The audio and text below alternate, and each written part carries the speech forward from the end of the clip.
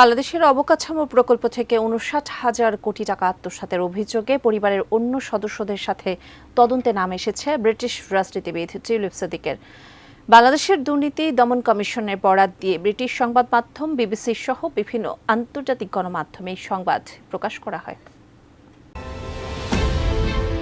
ব্রিটেনের লেবার পার্টির মন্ত্রিসভার সদস্য টিউলিপ সিদ্দিক ব্রিটিশ সরকারের economic secretary to the treasury and city minister হিসেবে দায়িত্ব পালন করছেন তিনি।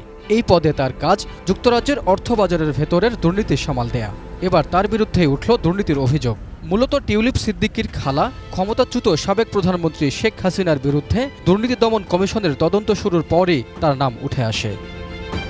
এদিকে মঙ্গলবার রূপপুর পারমাণবিক বিদ্যুৎ কেন্দ্র থেকে ৫০০ কোটি ডলারের বেশি অর্থাৎ ৫৯,০০০ কোটি টাকা সহ বিভিন্ন প্রকল্পে ৮০,০০০ কোটি টাকা দুর্নীতির অভিযোগ অনুসন্ধানের সিদ্ধান্ত নিয়েছে দুদক। কোয়ালিটি সম্পন্ন আন্তর্জাতিক মানের still bar CSRM committed for better still.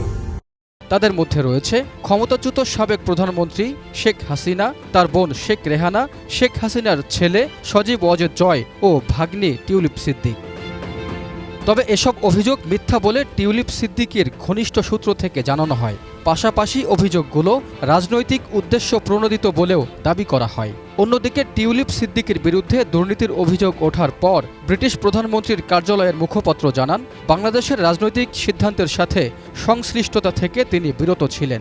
এ বিষয়ে টিউলিপের ওপর ব্রিটেনের প্রধানমন্ত্রী কিয়ের স্টারমারের আস্থা আছে বলে একটি প্রতিবেদন প্রকাশ করে সংবাদ মাধ্যম বিবিসি।